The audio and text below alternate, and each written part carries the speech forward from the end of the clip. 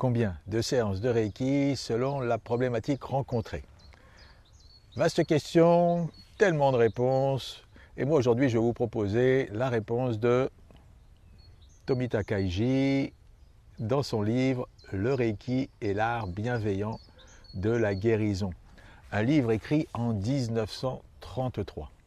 Alors ce praticien a réalisé pendant plusieurs années une multitude de séances, a eu une multitude de cas à observer et il a bien entendu écrit, fait des comptes rendus sur toutes les interventions, sur toutes les rencontres qu'il a pu faire au niveau du Reiki.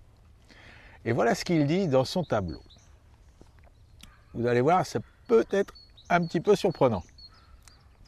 Par exemple, insomnie, moyenne des séances 6, rougeole 28, luxation 24, rhume 5, calvitie, non rien pour la calvitie, eczéma 4, appendicite 5, hernie 33, blédorragie 32 et rhumatisme 24. Voilà, ce ne sont que quelques exemples, il y en a beaucoup d'autres.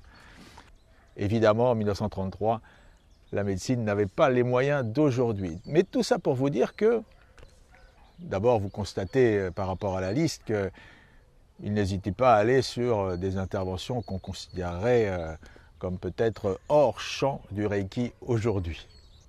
Mais on constate que pour retrouver cette harmonie interne, il faut parfois beaucoup de temps. Et aujourd'hui, je suis assez surpris quand les gens viennent me voir et me demandent alors combien de temps faudra-t-il que je vienne vous voir. Alors bien sûr, je leur parle des 4 séances assez rapprochées pour commencer, et puis je leur dis que peut-être il faudra continuer quelque temps.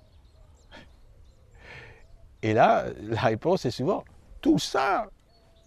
Et oui, tout ça, ce n'est pas une baguette magique, ce n'est pas de la chimie, c'est l'idée de revenir à un équilibre. Et on sait bien qu'en médecine chinoise, l'équilibre englobe le physique, l'émotionnel, le mental et le spirituel. Donc il va falloir faire bouger toutes ces lignes à la fois. Et vous allez découvrir dans ce livre bien d'autres choses. Et je ne suis pas sponsorisé. Allez, je vous souhaite le meilleur. Bonne pratique et bonne découverte.